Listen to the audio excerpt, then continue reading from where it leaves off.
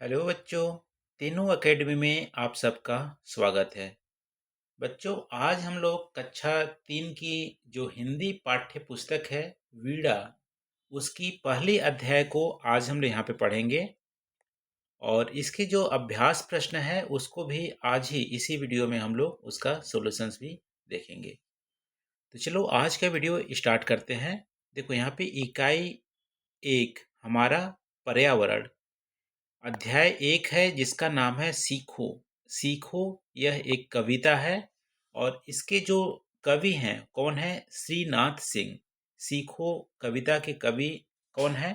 श्रीनाथ सिंह। तो सबसे पहले हम कविता का पाठ करते हैं, इसके बाद इसके प्रसंग को जानेंगे और फिर जो हमारा अर्थ है, प्रत्येक पंक्ति का अर्थ भी हम लोग इसको पढ़ेंगे। तो सबसे पहले कविता का हम लोग पाठ करते हैं। फूलों से नित हंसना सीखो, भौरों से नित गाना, तरु की झोंकी डालियों से नित सीखो शीश झुकाना।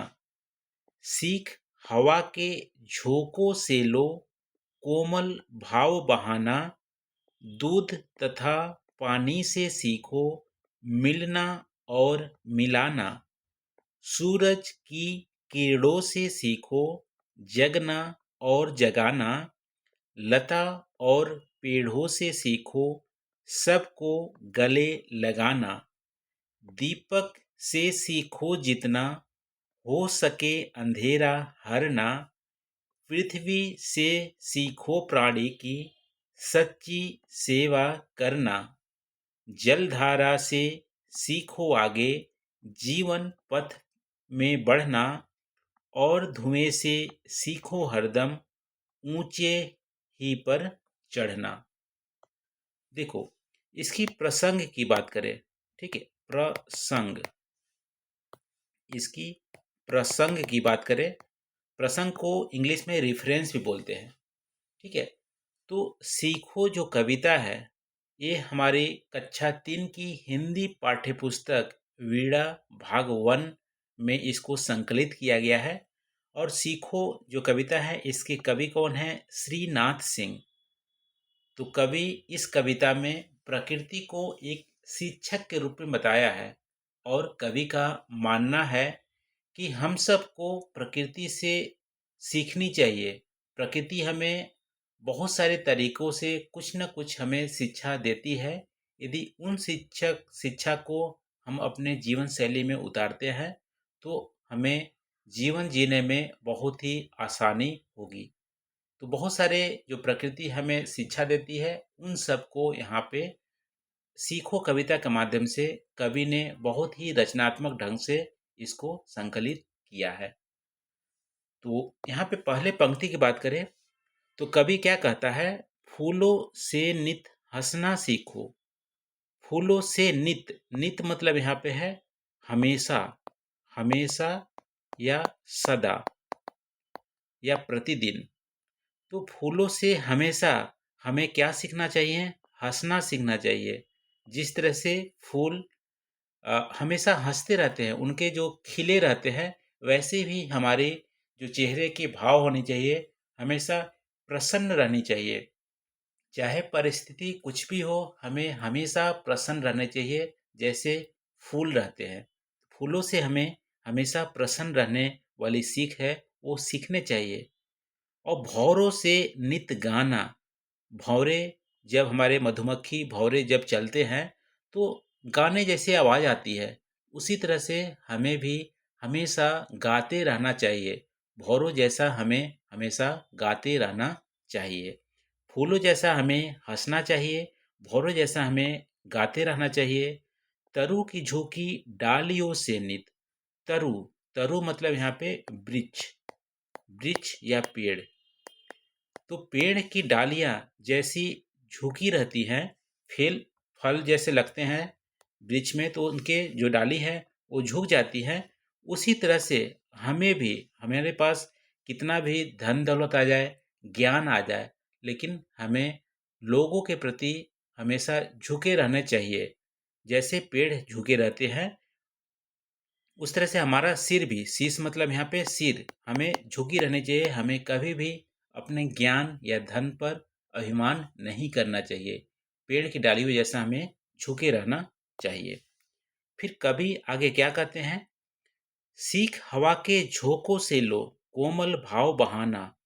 हवा के झोंका, हवा जैसे चलते हैं, उसके झोंकों से हमें क्या सीखना चाहिए कि हमेशा हवा जब चलती है तो ठंडी हवा चलती है, ऐसा लगता है ठंडा लग रहा है, ठीक है, ठंड लग रहा है। सबको कोमल भाव, हवा चलने से सबके जो शरीर में कोमल भाव आता है, वैसे ही हमें भी, हम जहाँ चलते हैं, जहाँ जाए वहाँ पे कोमल भाव, मृदु भाव हमारी रहनी चाहिए, हवा की झोंकों जैसा।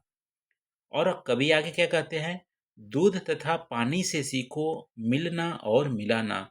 दूध और पानी जैसे मिल जाते हैं तो एक हो जाते हैं, कोई भी अंतर नहीं पता चलता है कि दूध है या पानी। वैसे ही हमें दूसरों से मिलजुल कर रहने चाहिए। हम कक्षा में भी सहपाठियों से मिलजुल कर ऐसा लगे कि दोनों भाई हैं या बहन हैं, ठीक है, मिलजुल कर हमें रहना चाहिए, जैसे दूध और पानी मिलजुल कर रहते हैं। फिर कवि आगे क्या कहते हैं? सूरज की किरणों से सीखो जगना और जगाना। सूरज की किरणें से हमें क्या सीखना चाहिए? जब सूरज उगता है, सूरज की किरणें जब पड़ती है तो लोग जग जाते हैं और लोगों में उत्साह आता है। नई जो चेतना होती है, नया जो उत्साह होता है, वो लोगों में आ जाता है और जग कर अपना अपना काम करते हैं।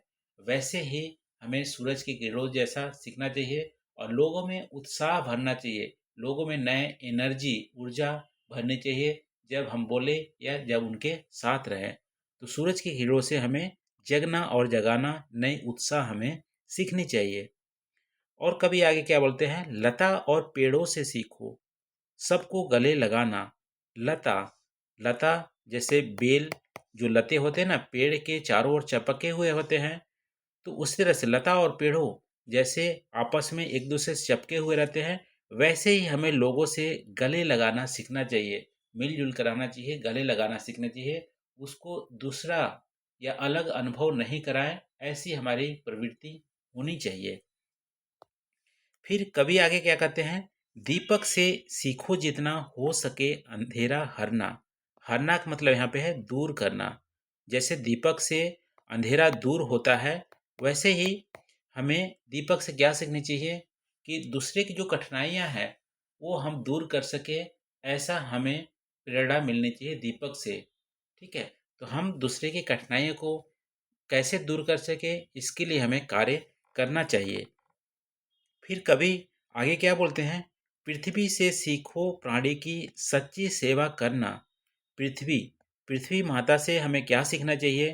पृथ्वी जैसे सारे प्राणी को, प्राणी मतलब यहाँ पे जीव जंतु, पेड़ पौधे, कीड़े मकोड़े या जो भी हमारे मनुष्य हैं, सभी प्राणियों को सच्ची भाव से, बिना किसी के भेदभाव से सबको अपने जगह देती है। सबको जल, हवा, पानी, मिट्टी सब देती है। उसी तरह से हमें भी सच्ची सेवा भावना पृथ्वी जैसी होनी चाहिए। हम अपने समाज के प्रति, लोगों के प्रति, परिवार के प्रति सच्ची भावना रखें, पृथ्वी जैसा हमारा हो व्यवहार। फिर कभी आगे क्या कहते हैं? जलधारा से सीखो आगे जीवन पथ में बढ़ना। जलधारा, जलधारा मतलब नदी, नदी या नाला। जलधारा जैसे आगे बढ़ते रहते हैं, वैसे ही हमें जलधारा जैसा जीवन के पथ पर आगे बढ़ते रहने चाहिए। कोई भी कठिनाई हो, हम आगे बढ़ते रहें। चिंता न करें कि पिछले क्या हमने गलती की हैं, आगे हम गलती ना करें, ऐसे हमारा प्रयास रहना चाहिए। और मन में दुखी भाव नहीं रहना चाहिए कि मैंने गलती कर दी, अब आगे कुछ नहीं हो सकता। आगे बहुत कुछ हो सकता है। नदी जलधारा जैसे हमें आगे बढ़ते रहना चाहिए। आगे हमें बहुत कुछ मिल सकता है, तो हमें निराश नहीं होनी चाहिए। ऐसा जलधारा हमें सिखाता है। और क्या कवि बोलते हैं? और धुएं से सीखो हरदम ऊंचे ही पर चढ़ना। और धुएं से हमें क्या सीखना चाहिए? धुआं जब उठता है तो हमेशा ऊंचे ऊंचाइयों पर चढ़ता है। वैसे ही हमें भी अपने प्रयास करने चाहिए। जीवन में हमें अधिक से अधिक ऊंचाइयों पर चढ़ने का प्रयास करना चाहिए। अभी आप जो हैं उससे आगे बढ़ने का प्रयास कीजिए। आगे बन भी गए हैं तो रुकना नहीं है, और आगे बढ़ने का प्रयत्न कीजिए। ऐसे ही आप जीवन में लगातार बढ़ते रहिए। धुएँ हमें यही सीख देती हैं। तो ये रहा बच्चों, कवि श्रीनाथ सिंह ने सीखो कविता के माध्यम से प्रकृति जो शिक्षक के रूप में यहाँ पे प्रस्तुत किए हैं, और बहुत सारे आ, सीख हमें प्रकृति देती है। उनका विवरण इस सीखो कविता में कवि श्रीनाथ सिंह जी ने किया हुआ है। अब हम आगे चलते हैं यहाँ पे अभ्यास प्रश्न की ओर। अब यहाँ पे है बातचीत के लिए। आप देख सकते हैं इस चित्र में क्या क्या दिखाई दे रहा है। इस चित्र में क्या क्या दिखाई दे रहा है। देखो इस चित्र में क्या दिखाई दे रहा है। ये हमारा वृक्ष है। क्या है? वृक्ष है। और ये वृक्ष आम का पेड़ है, तो आम का फल भी है। ठीक है, आम का फल भी है। ये सूरज दादा हैं।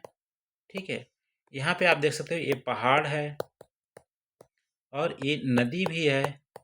ठीक है, यहाँ पे आप देख सकते हो ये फूल हैं, फूल पत्ती हैं। फिर झाड़ियाँ भी हैं। ये हमारा क्या है?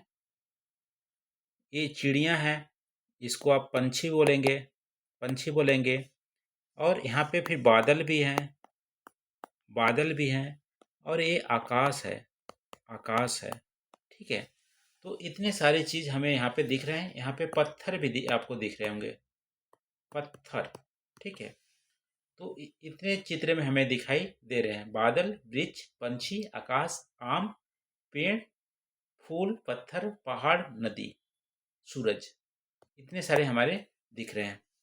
आगे क्या पूछ रहा है, इनमें से कौन कौन सी वस्तुएं आप प्रतिदिन देखते हैं। आप प्रतिदिन कौन कौन सी देखते हैं? देखो, डिपेंड करता है आप कहाँ पर रहते हैं। यदि आप नदी किनारे देखते हैं तो प्रतिदिन नदी भी आप देखते होंगे, लेकिन सूरज को आप प्रतिदिन जरूर देखते होंगे। ठीक है, सूरज को प्रतिदिन देखते होंगे। पेड़ जो है इसको भी प्रतिदिन देखते होंगे। फूल जो है इसको भी प्रतिदिन देखते होंगे। और पहाड़ मान लो आप नहीं देख पाते होंगे, पत्थर भी प्रतिदिन देखते होंगे। ठीक है, तो इतने सारे चीज़ों को आप प्रतिदिन जरूर देखते होंगे। फिर उगते हुए सूरज को देखकर आपके मन में किस प्रकार के भाव आते हैं? उगते हुए सूरज को देख के कैसे लगता है कि सवेरा हो गया? सवेरा हो गया तो कैसे भाव आते हैं? नई उमंग, नई उत्साह आप में आते होंगे कि हमें स्कूल जाना है, या हमें पढ़ाई करनी है, या हमें कार्य करने हैं। तो उगते सूरज को देख के नई उत्साह, नई एनर्जी आती है। हमें फ्रेश फ्रेश लगता है, हमें कुछ करने को मन करता है। तो सूरज को देखकर हमें क्या भाव आते हैं? उत्साह आता है, नई उमंग आते हैं, नई एनर्जी, नई चेतना हमारे भरे आते हैं। फिर आगे है रंग बिरंगे फूलों को देखकर आपको कैसा लगता है। रंग बिरंगे फूलों को देखकर, देखो फूल कैसे देखने से ही फूल लगता है हम प्रसन्न मुद्रा में हो गए। ठीक है, तो हमें प्रसन्नता होती है। ठीक है, रंग बिरंगे फूलों को देख के हमें काफ़ी प्रसन्नता होती है, हमें खुशी मिलती है। जैसे फूल हमारे कभी भी इसमें बोले गए हैं, जैसे फूल फूल हंसते रहते हैं, वैसे ही जीवन में हमें हमेशा हंसते मुस्कुराते रहने चाहिए। तो रंग बिरंगों फूल देखकर हमें बहुत प्रसन्नता होती है। हमारी जो आ, जो परेशानियां हैं वो भी हमारी कम हो जाती हैं फूलों को देखकर। आगे यहाँ पे कविता की बात, कविता के बाद किससे क्या सीखे मिलान करें। किससे क्या सीखे? ये देखो, ये हमारा सूरज है, ये सूरज है। और ये क्या है? फूल है। ये क्या है? दीपक है। ये क्या है? भौरा है। ये क्या है? वृक्ष है। और ये क्या है? नदी है। देखो, सूरज हमें क्या सिखाते हैं? उगते हुए सूरज हमें उत्साह, नई एनर्जी देते हैं। और उगते हुए सूरज हमें क्या करते हैं? जगना और जगाना सिखाते हैं। उगते सूरज हमें जगना और जगना सिखाते हैं। फूल हमें क्या सिखाते हैं? हमेशा हंसते रहना है। फूल हमें हमेशा हंसते रहना सिखाते हैं। दीपक अंधेरा को दूर करना सिखाते हैं। दूसरे के जीवन में कठिनाइयाँ, जो परेशानियाँ हैं उसको दूर करना सिखाते हैं। तो अंधेरा दूर करना दीपक सिखाते हैं। भौरा भौरा हमें गीत गाना सिखाते हैं। हमें हमेशा गीत गाते रहना चाहिए, मन में गान करते रहने चाहिए। वृक्ष और लता क्या सिखाते हैं? वृक्ष और लता हमें दूसरे के प्रति झुकना सिखाते हैं, शीश झुकाना सिखाते हैं। नदी हमें जीवन में हमेशा आगे बढ़ते रहना चाहिए, वैसा हमारा नदी या नाला सिखाते हैं। तो इस तरह से हमें मिलान होगा, मैचिंग यहाँ पे हो जाएगा। आगे है, कविता में किससे सीखने की बात आपको सबसे अच्छी लगी? ठीक है, सबसे अच्छी किससे सीखने को लगी? देखो यहाँ पे सबसे अच्छी मेरे को बात क्या लगी, फूल जो है ना, फूल हमें सिखाते हैं हमेशा, हमें हमेशा प्रसन्न रहना चाहिए, हमेशा प्रसन्न रहना चाहिए। यही बात मेरे को सबसे अच्छी लगी कि जीवन में कठिनाइयाँ कुछ भी हो, आपके कुछ भी कठिनाई हो, हमेशा आप प्रसन्न रहिए, ठीक है, उत्साह रहिए। और नदी नदी जैसा हमें आगे बढ़ते रहना चाहिए, कभी भी निराश नहीं होना चाहिए, कितनी भी परेशानियां हो हमें निराश नहीं होनी चाहिए। आगे आप बढ़ते रहो, आपको बहुत कुछ जीवन में आगे मिलती रहेगी, ठीक है।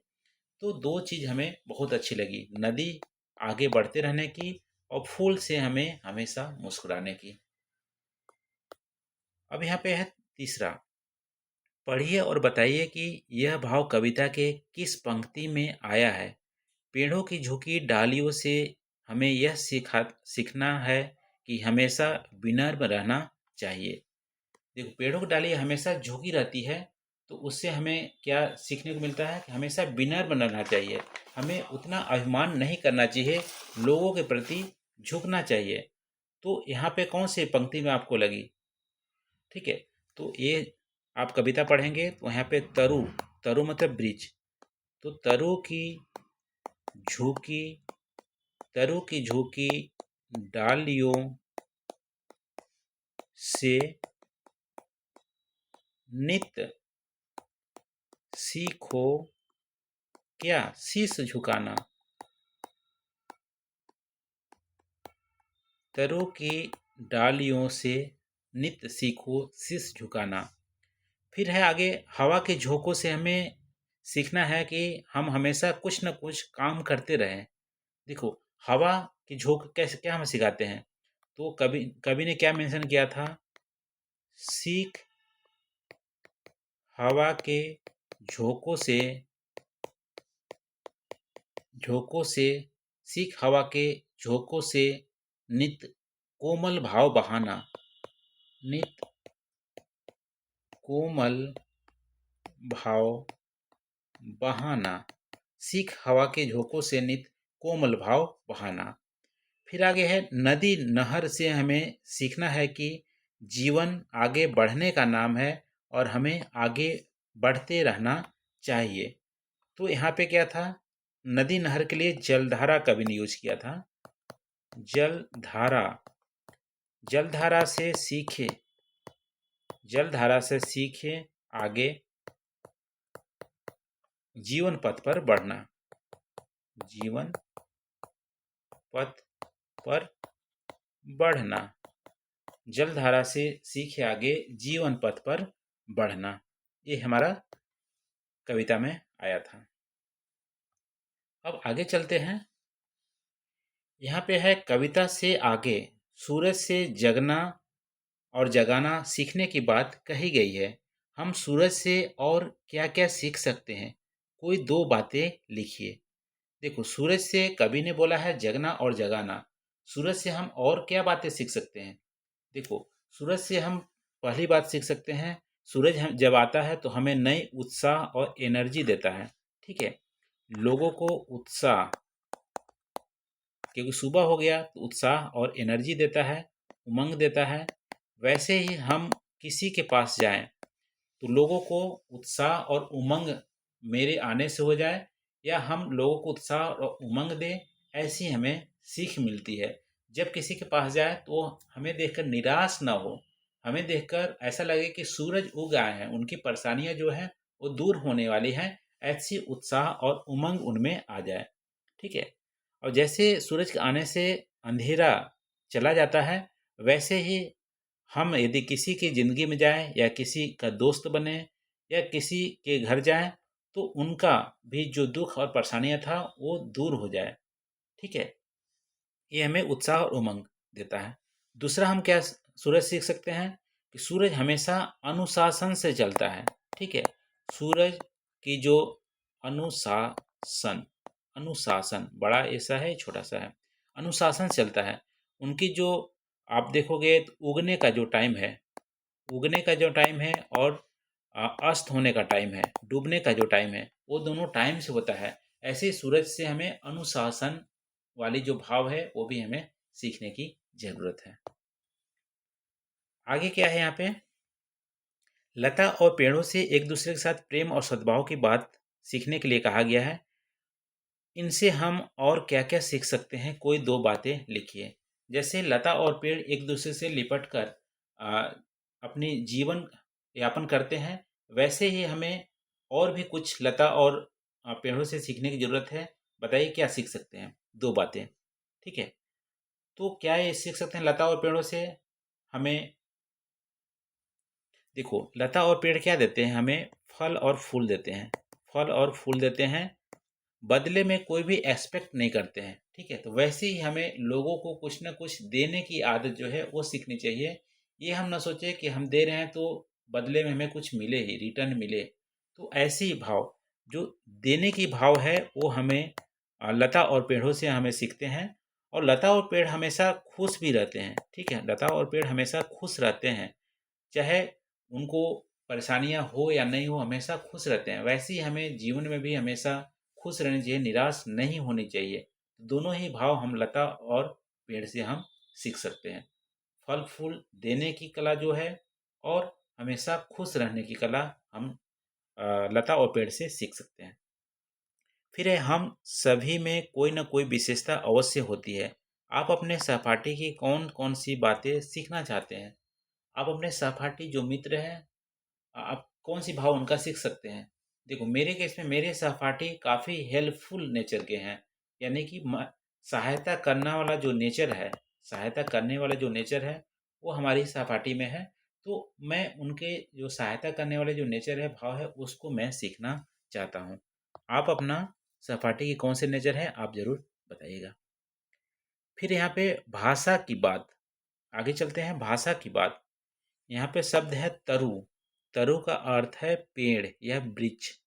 शीश, शीश का अर्थ है सिर, जो सर हमारे है ना, सर, शीश। आप बोल सकते हो चेहरा के ऊपर जो है, चेहरा वो हमारे सिर हो गए। पृथ्वी, धरती। हरना मतलब दूर करना। पथ मतलब रास्ता और मार्ग। ऊपर दी गई सूची को ध्यान से पढ़िए, इनमें से कोई 2 शब्द लेकर वाक्य बनाइए। 2 शब्द लेके वाक्य बनाना है। जैसे पथ, पथ मतलब रास्ता। तो यहाँ पे बोल सकते हो, पथ पे आप एक वाक्य बनाएंगे, हमें हमेशा सत्य के पथ पर चलना चाहिए। सत्य के पथ पर चलना चाहिए, ठीक है? ये आप पहला वाक्य लिख सकते हो। और दूसरा वाक्य क्या बना सकते हो? हरना, हरना पे भी बना सकते हो। हरना क्या है? इस पे आप बना सकते हैं, हमें हमेशा दूसरों के दुखों को हरने का प्रयत्न करना चाहिए। हमें हमेशा दूसरों को दुखों को हरने का प्रयत्न करना चाहिए। ये 2 वाक्य आप बना सकते हैं। आगे चलते हैं, दूध और पानी से सीखो मिलना और मिलाना। रेखांकित शब्दों के समान कुछ और शब्द बनाइए। जैसे उदाहरण पर दिया है, हंसना और हंसाना, खाना और खिलाना, खाना और खिलाना, हंसना और हंसाना। वैसे ही आप क्या सिखाओगे? पीना, पियो और पिलाना। और क्या कर सकते हो?